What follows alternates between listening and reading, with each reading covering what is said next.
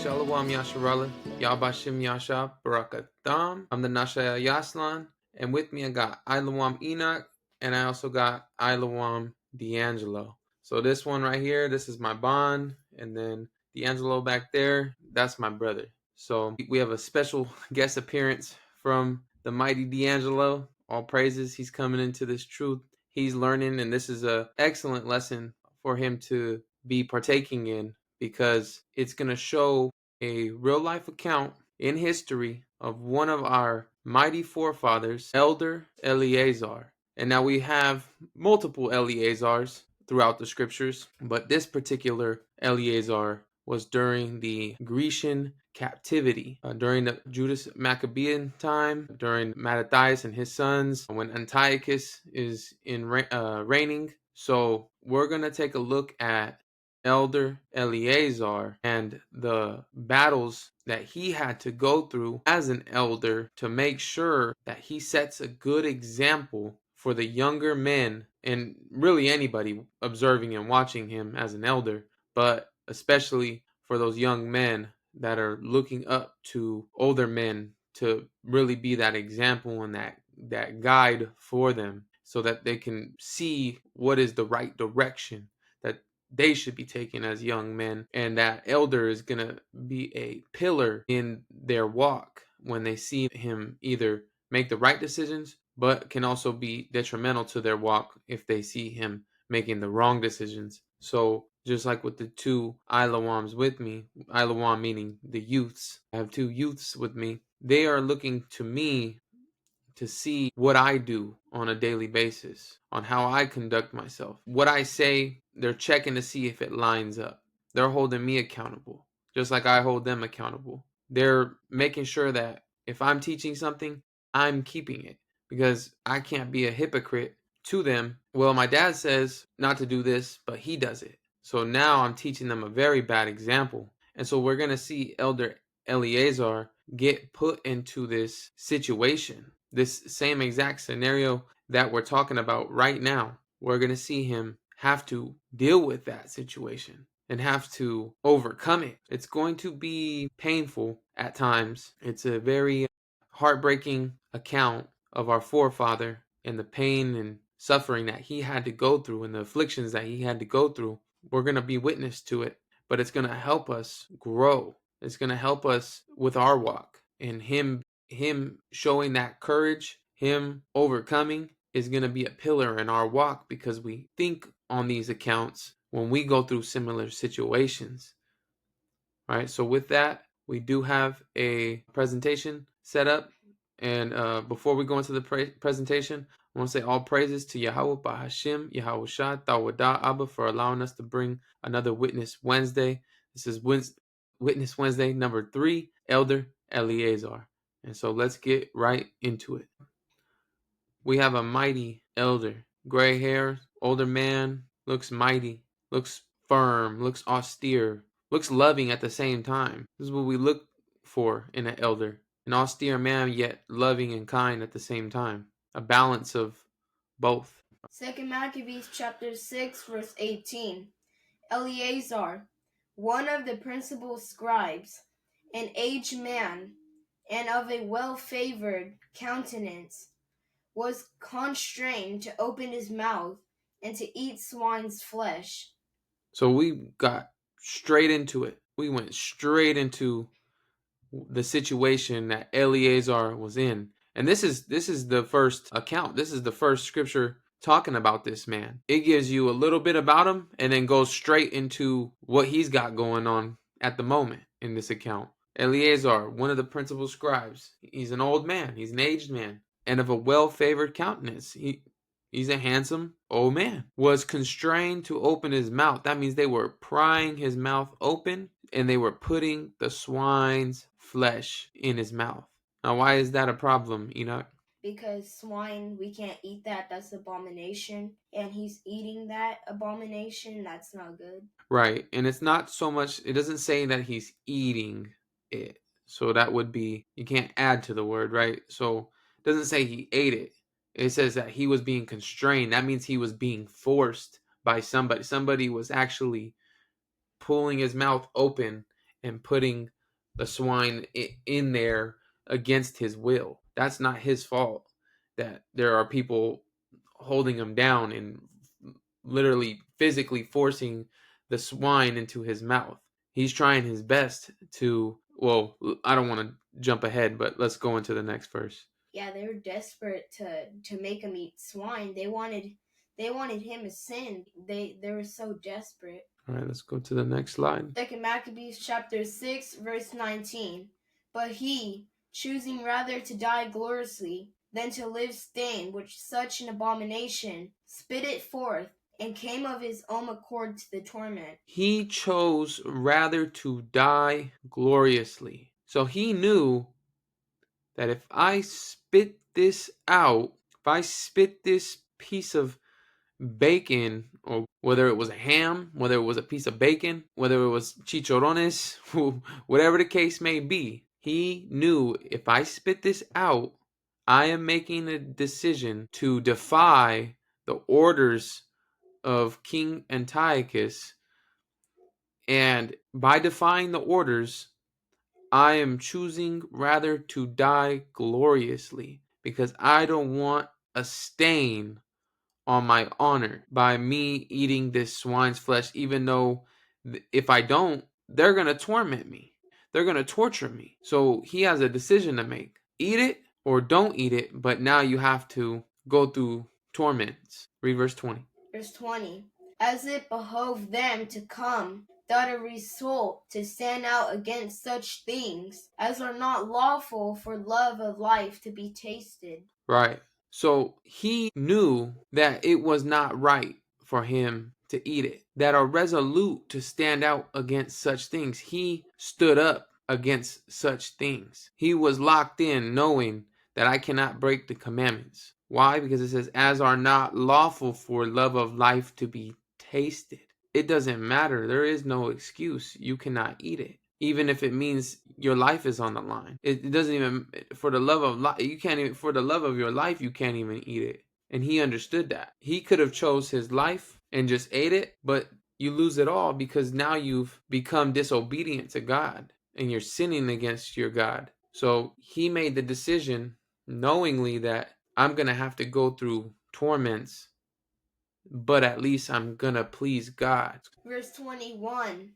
But they that had the charge of that wicked feast, for the old acquaintance they had with the man, taking him aside, besought him to bring flesh of his own provision, such as the lawful for him to use, and make as if he did eat of the flesh taken from the sacrifice commanded by the king. Verse 22. That in so doing he might be delivered from death, and for the old friendship with them find favor. D'Angelo, do you know a lawful type of meat that we could eat? Could you name one? A cow? Yeah, that's beef, right? So you can see on the screen, they're cutting up some beef, right? But we have to get some understanding of what's going on in this scenario. So the ones that were in charge of this wicked feast, for the old acquaintance they had with the man, so they had a relationship. these evil men had a relationship with Elder Eleazar, taking him aside. They took him, privately. Let me pull you to the side. Besought him to bring flesh of his own provision, such as was lawful for him to use. Hey, go get a piece of beef. It doesn't have to be pork. Just go get a piece of beef and make as if he did eat of the flesh taken from the sacrifice commanded by the king. So take that piece of beef and eat it, and you're going to trick everybody, and they're going to think that you ate the swines, though. But really, you ate the beef. It was lawful for you. Don't worry. You didn't break the commandments of God. That's what these evil men are trying to persuade Elder Eleazar into doing. That in so doing, he might be delivered from death, and for the old friendship with them find favor. So they knew, hey, we can get you out of being we can get you out of that. But you have to take a piece of lawful meat. That's why I put beef on the screen. Let's use beef, for example, which is lawful, right? Like you said, D'Angelo, a cow is lawful. Go get a piece of beef. Just act like you ate the swine's flesh, but really it's just a piece of beef, and put on a show for everybody. Put on a show for everyone watching.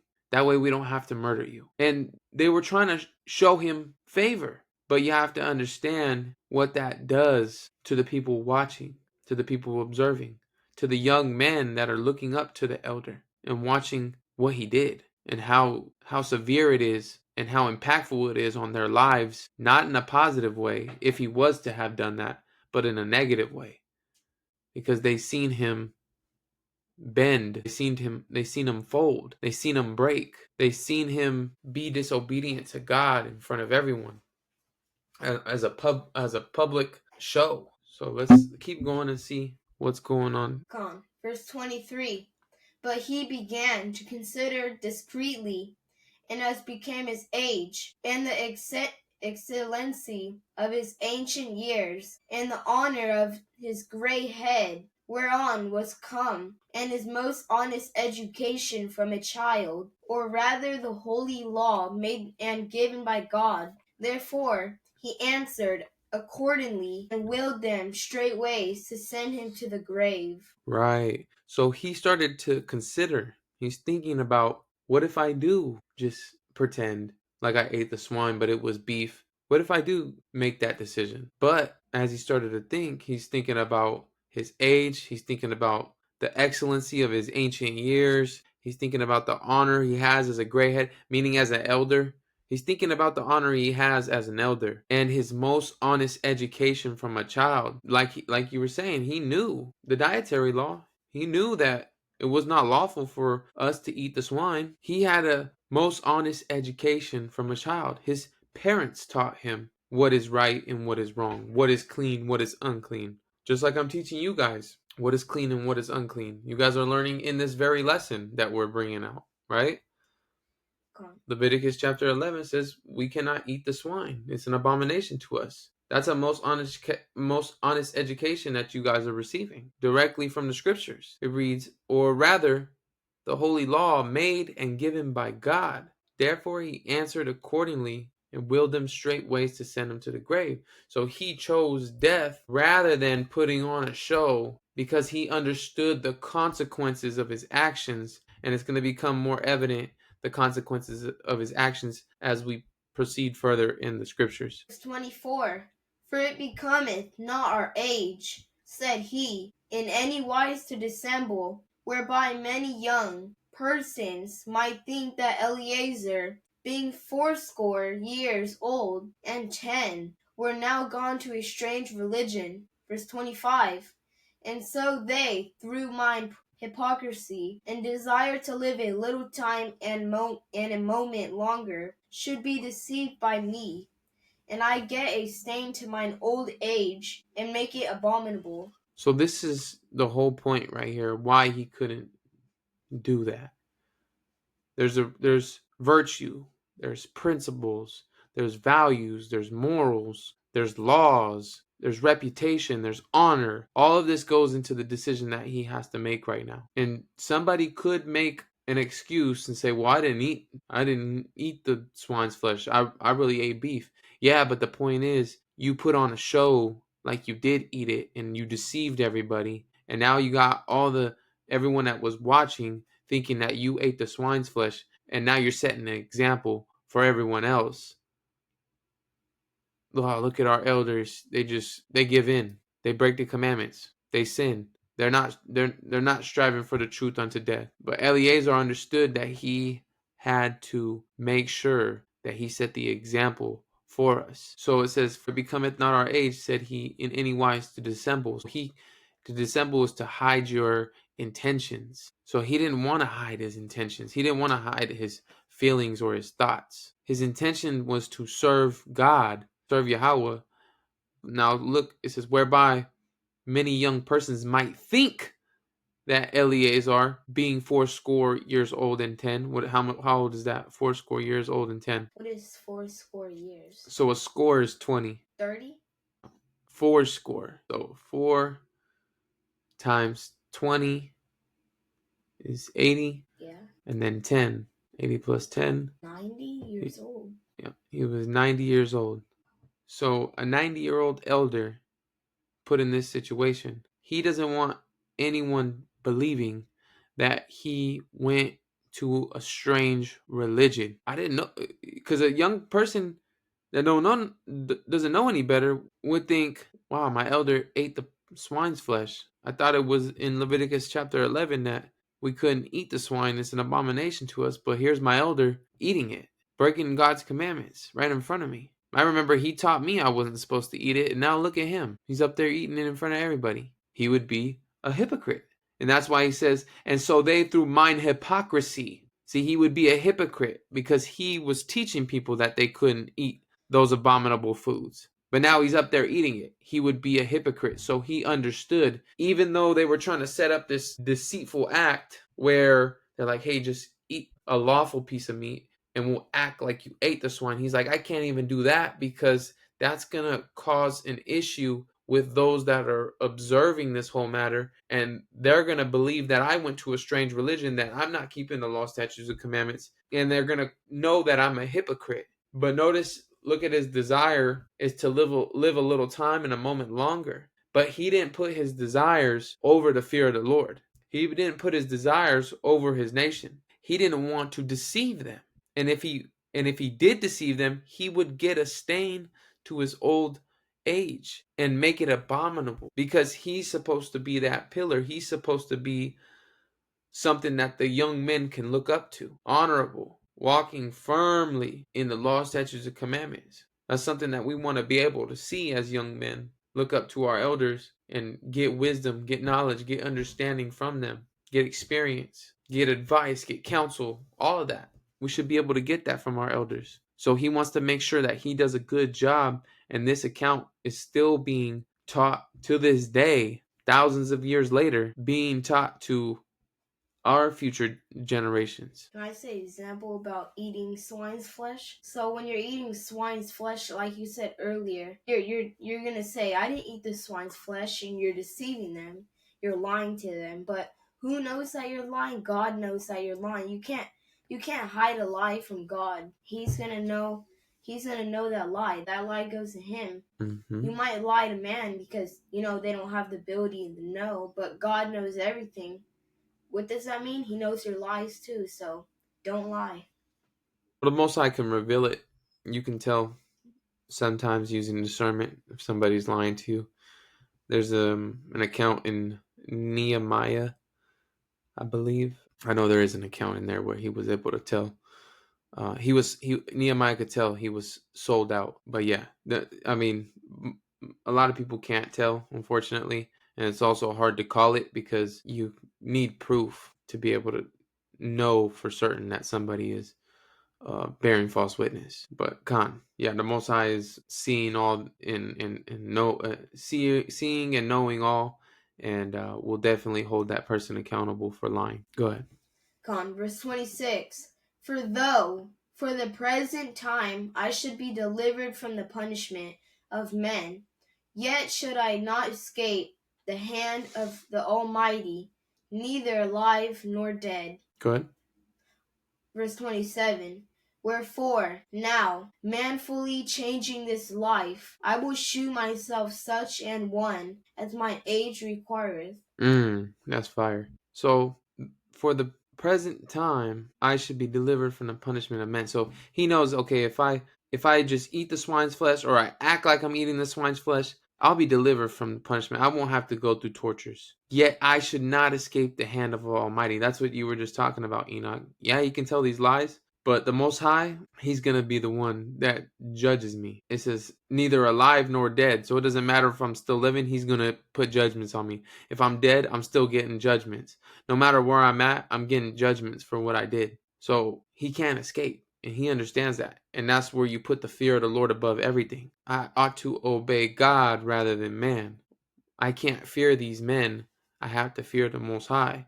And he tells me I can't eat the swine. And I'm also not going to deceive my brethren into thinking that I ate it. So I only have one option here. My only option is to have to go through these torments for the law, statutes, and commandments. Wherefore now, manfully changing this life, I will show myself such an one as my age requires. It's a requirement for an elder to conduct himself in this manner. We hope to have an elder be able to conduct himself as such. 8. And leave a notable example to such as be young to die, willingly and courageously, for the honorable and holy laws. And when he had said these words, immediately he went to the torment. Verse 29.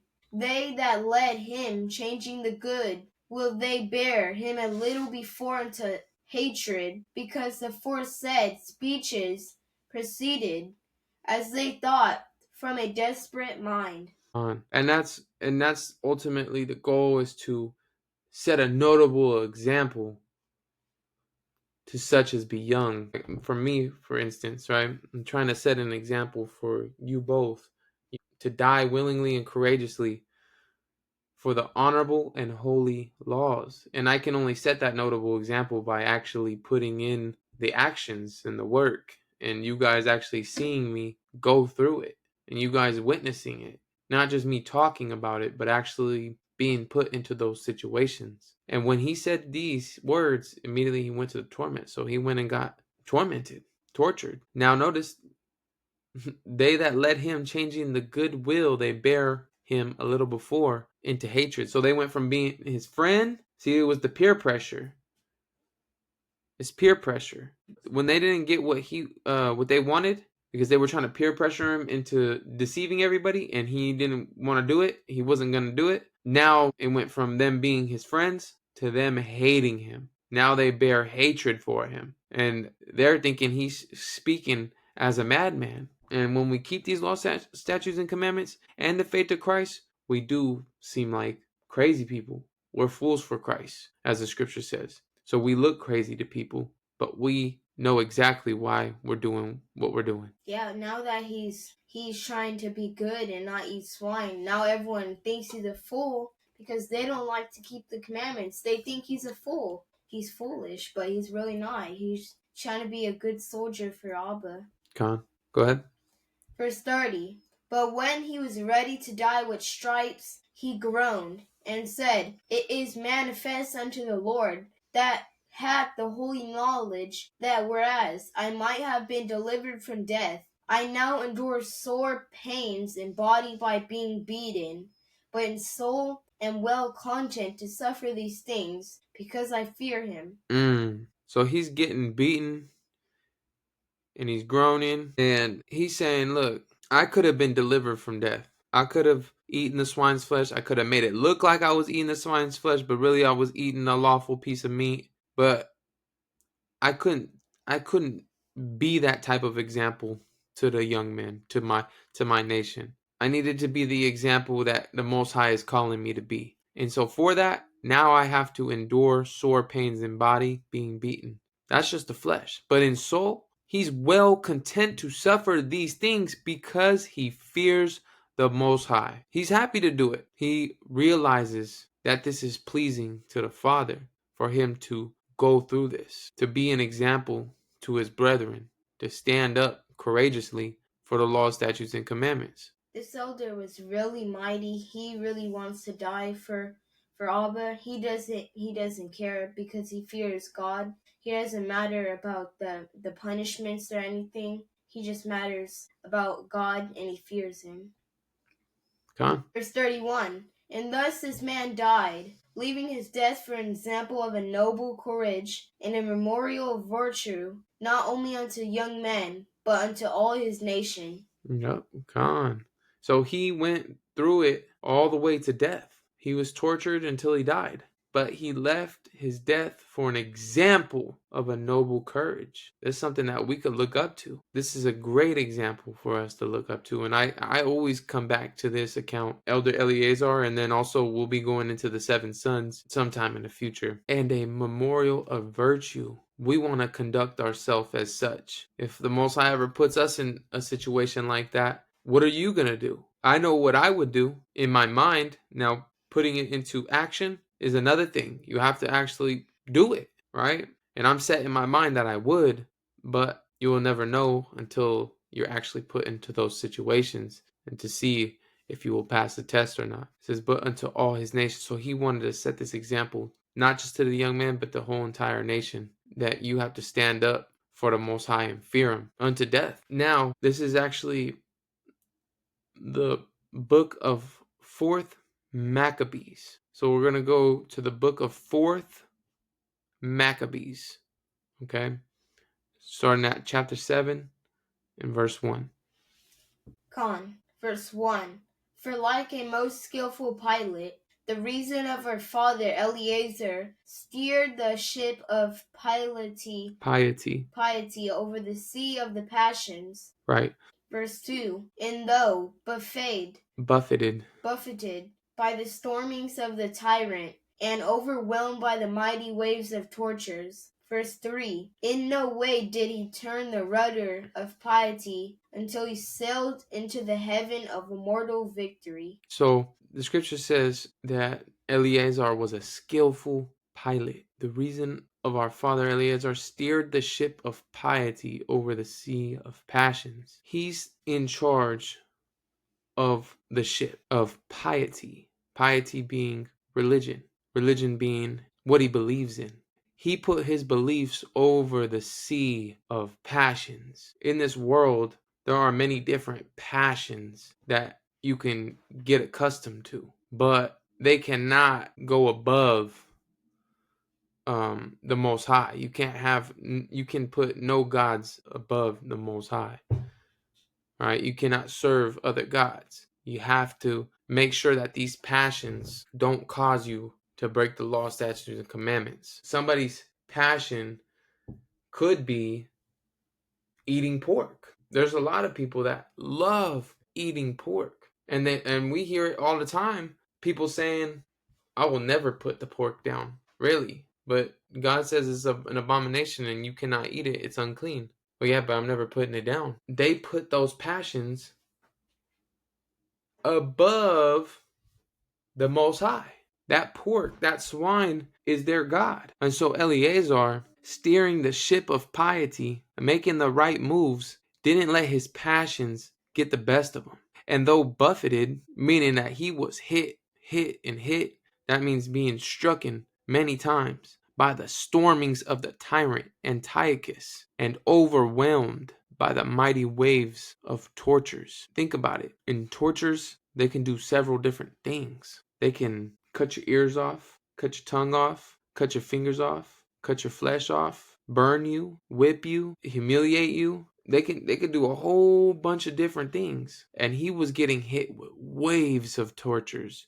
They're done with one thing. Okay, we're going to the next. We just got done taking your fingers off. Now we're going to take your ears off. Now we're going to take your tongue off. Now we're going to light you on fire. So he was getting waves of tortures. Because why? He wouldn't break the law, statutes, and commandments. It says, in no way did he turn the rudder of piety until he sailed into the haven of immortal victory. So that means he didn't turn the ship. Guess what? He didn't go to the left hand. He didn't go to the right hand. He stayed on the straight and narrow of piety. Again, piety meaning religion, his beliefs. He believed in keeping the law, statutes, and commandments unto death. And so he didn't go to the left hand, he didn't go to the right hand, straight and narrow, until he sailed into the haven of immortal victory. That was unto death. He strived for the truth unto death. He succeeded. He got the immortal victory. They killed his body, but guess what? He passed his test. His soul goes back to the Father. Most High willing, the Father is pleased with his sacrifice. Let's keep going. Verse 4. No city besieged with many ingenious war machines has ever held out as did that most holy man, although his sacred life was consumed by tortures and racks. He conquered the besiegers because reason was shielding his piety. No city besieged with ingenious war machines has ever held out as did that most holy man. He went through so much and he did not break. He was stronger than a war machine. That's what the scripture says. It says, although his sacred life was consumed by tortures and racks, he conquered the besiegers because reason was shielding his piety. His reason was to fear the Most High and please him. That was his shield. It was his reason. We know Ecclesiastes 12 and 13.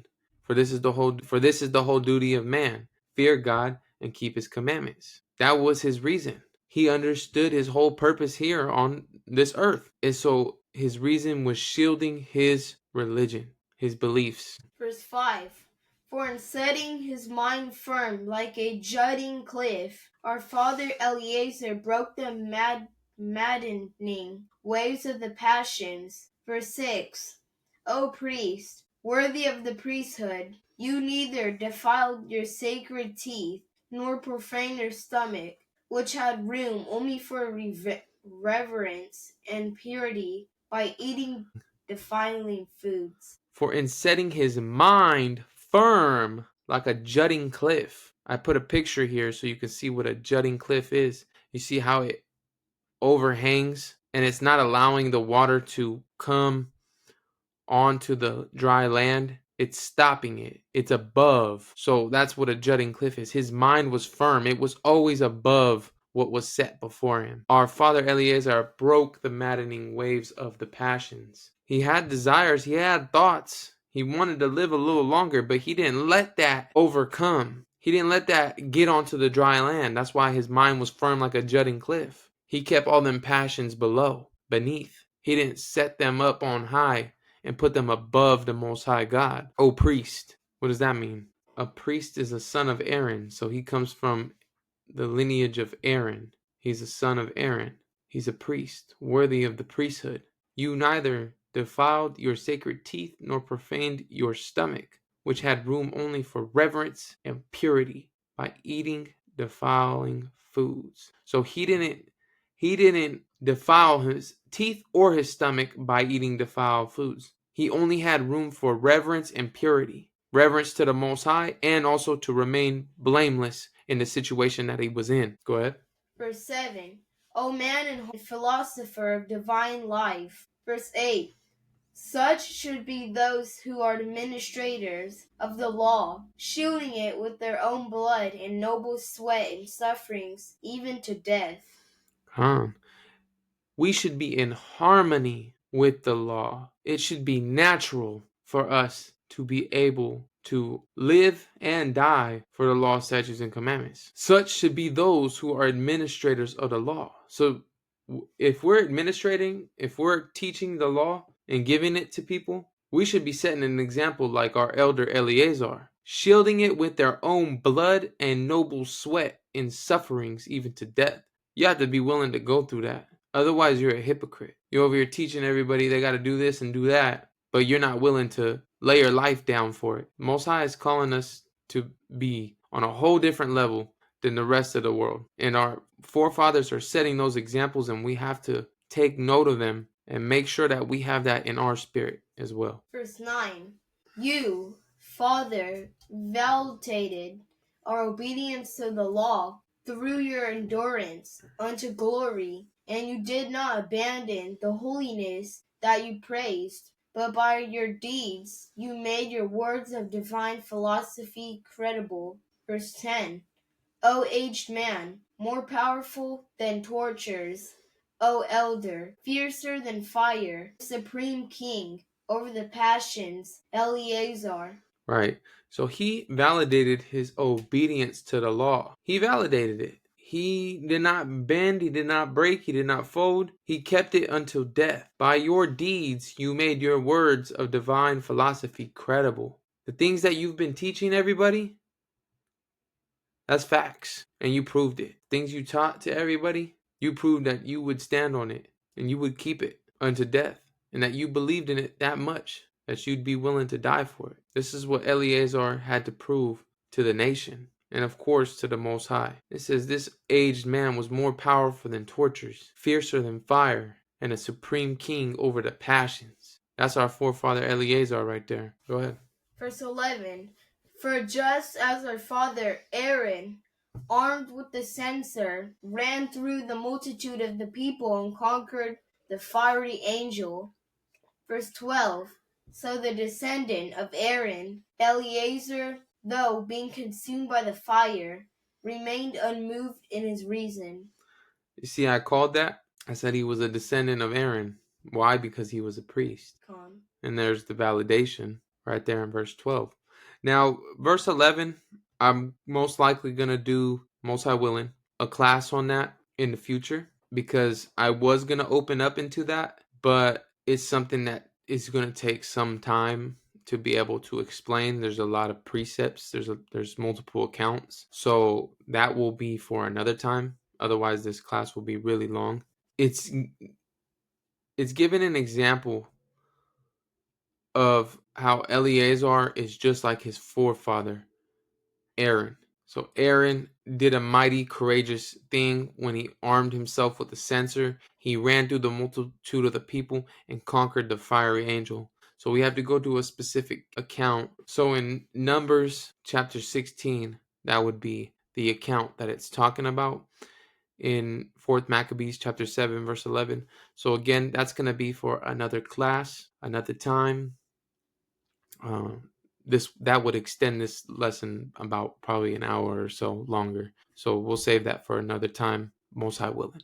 But to continue on, verse 12. So the descendant of Aaron, Eleazar, though being consumed by the fire, remained unmoved in his reason. His reason was to please the Abba, to please the Most High. And so though he was consumed by the fire and his flesh was burnt up and he died, he remained unmoved. He strive for the truth unto death. Go ahead. Verse 13. Most amazing indeed, though he was an old man, his body no longer tense and firm, his muscles flabby, his sinews feeble, he became young again. Verse 14.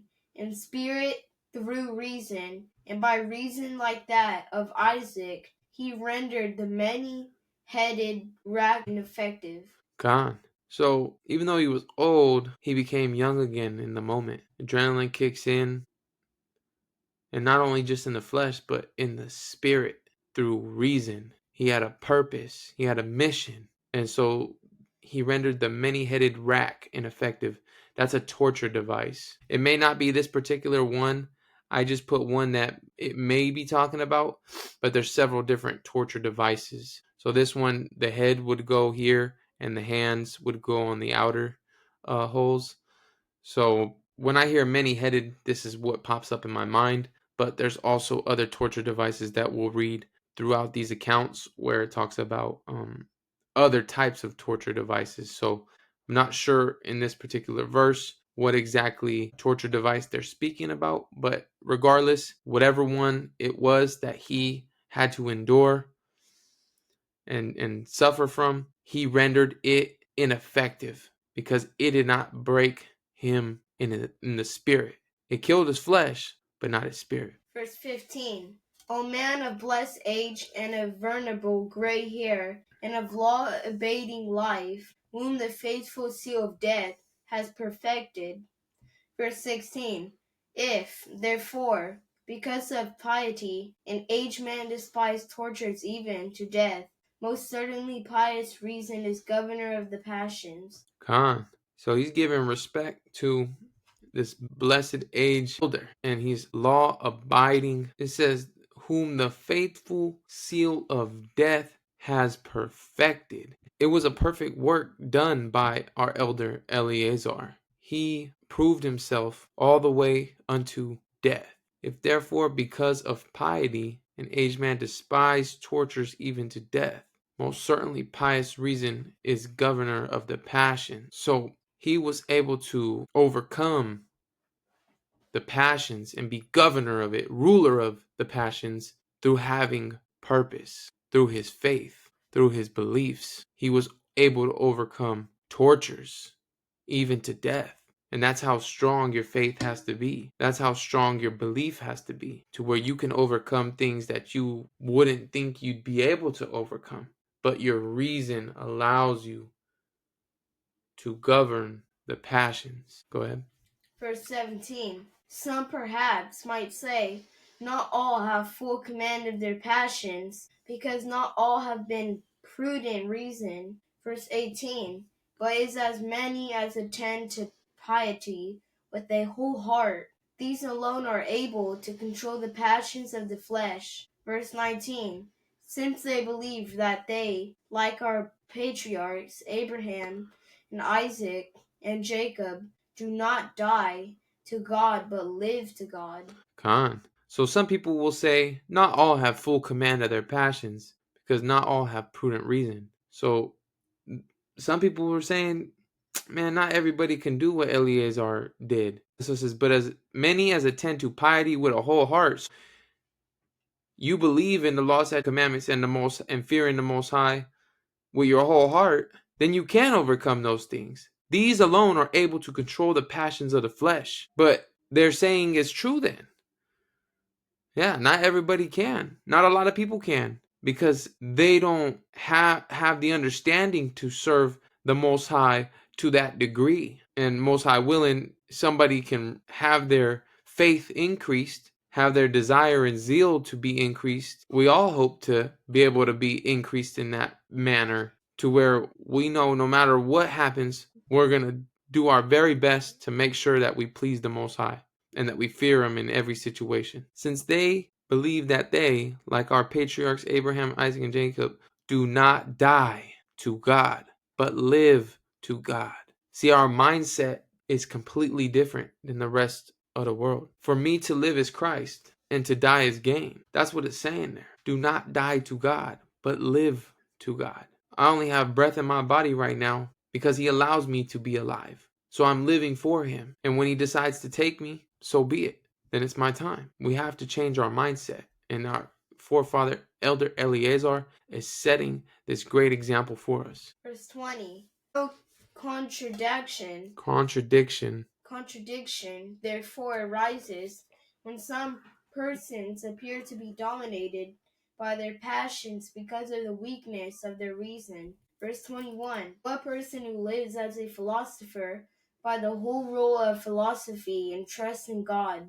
Verse 22. And knows that it is blessed, endure any suffering for the sake of virtue, would not be able to overcome the passions through godliness. Gone. So there is no contradiction that arises when some persons appear to be dominated by their passions because of the weakness of their reason. So, in simple terms, they're going to make an excuse. Eleazar could have made an excuse, and his reason could have been, well, they're about to torture me and I'm about to die, and God wouldn't want me to be tortured and die, so I'll just eat the swine's flesh so that way I don't have to be unalive.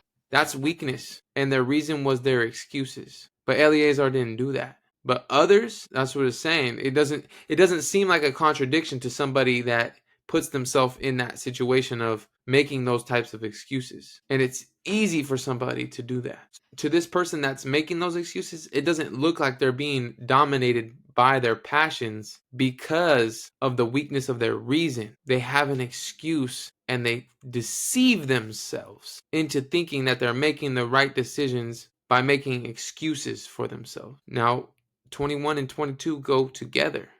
What person who lives as a philosopher by the whole rule of philosophy and trusts in God and knows that it is blessed to endure any suffering for the sake of virtue, would not be able to overcome the passions through godliness. Who wouldn't be able to do that? The scripture says, you know them by their fruits. If somebody's over here teaching the law, statutes, and commandments and trusts in the Most High and knows that it's a blessed thing to endure sufferings for the sake of virtue, how would that person not be able to overcome the passions through godliness? That's what it's saying. How would he not? So you're going to know them by their fruits. If Eleazar would have gave in, then he would have proved what type of man he was. But because he didn't, he proves that he's a godly man, that he really fears the Most High, that he really cared about his nation. And so he is a notable example. This is our final scripture. Verse 23. For only the wise and courageous are masters of their passions. Only the wise and courageous are masters of their passions.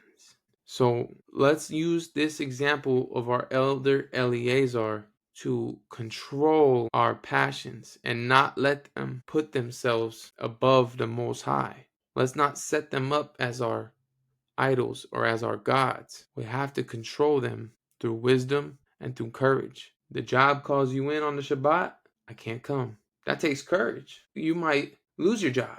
You got to be courageous. It's a passion for you to want to make some money to pay your bills and stuff, but is it the right decision? No, it's not. It's not the right decision because you know that you'll be breaking the law, statutes, and commandments. So you have to have courage. And in Eleazar's case, he had to have wisdom too, because now he has some evil men trying to deceive him into a situation where they're telling him, oh, you can just eat a lawful piece of meat, and then but you'll act like you ate the swine, but then he has to use wisdom and realize, but that'll deceive the whole nation into thinking that I ate the swine, and now I'm setting a terrible example for the rest of my people. So he used wisdom and courage to master his passions. And that, family, is our elder Eleazar. I hope you all really enjoyed this lesson. Our mighty forefather is a great example. His account is amazing, powerful. My brains tremble at times when I read the account and I listen to the account, because they're torturing an innocent man, and an elderly one at that, at 90 years old. And his only desire is to be a good example to his nation, and also to please the Father, to please the Most High, to fear him, to prove that he does. And so we have to put that in our hearts and in our minds, and know that we have to step up and exude the same courage and wisdom that our elder Eleazar was portraying. So with that, Yasharallah, I hope you all enjoy. And we say, Yahweh, Hashem, Yahusha, Barak Shalom.